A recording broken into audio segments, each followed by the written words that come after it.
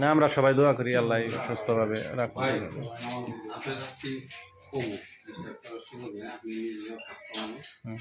এখন জীবন খারাপ হয়েছে আজ আছে তো কাল নেই তাহলে মরতে হবেই যখন জন্ম নিয়েছি তো তার আগে ন্যায় পক্ষে সত্যের পক্ষে জীবন ভরা তো দিলেন এই গানের শেষ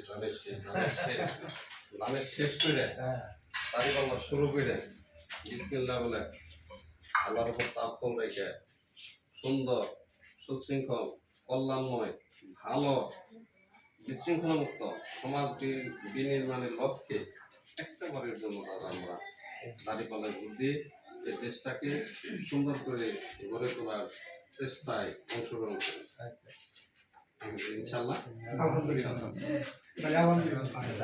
যাই দাদা, আসসালামু আলাইকুম।